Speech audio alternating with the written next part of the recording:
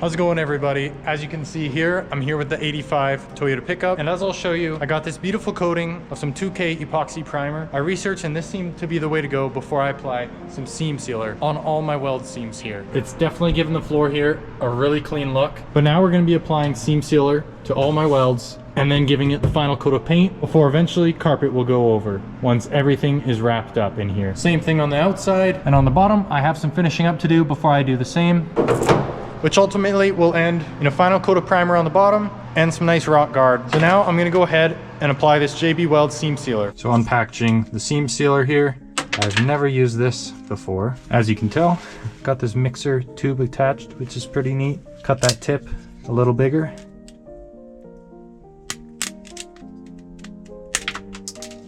There we go.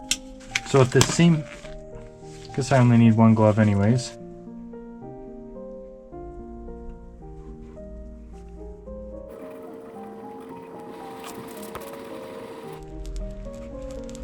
Here's a small update halfway through. Got most of these welds covered pretty good. I love the way it's adding this extra protection over these welds. Now I just need to do higher up in the foot weld. All right, things are looking pretty good in here. That's seam sealer on all the welds. I can't believe this was rotten, rusty metal with holes in it before, and now it's clean, fresh sheet metal. Now while the seam sealer is curing, I'm gonna finish up coating the sheets on the bottom side so that they'll be all ready for rock liner. Well guys, I think it's time. Here's a nice before shot. And now, while this rock guard dries on the exterior, I'm gonna spray the final coat of paint on the interior here.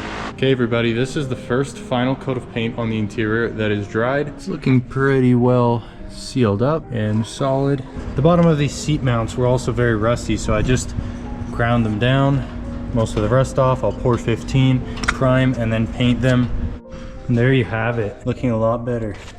Wire brushed, primered, and painted off either side of fresh black.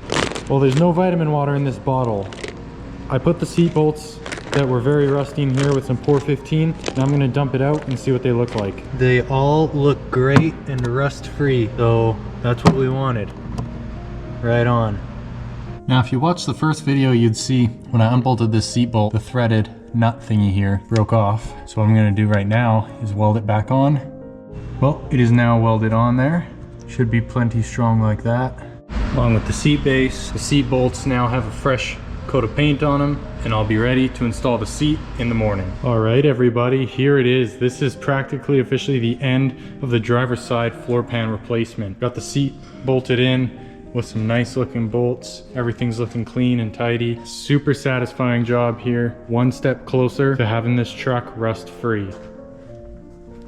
All I've got to do now is pop those drain plugs back in, which I've cleaned.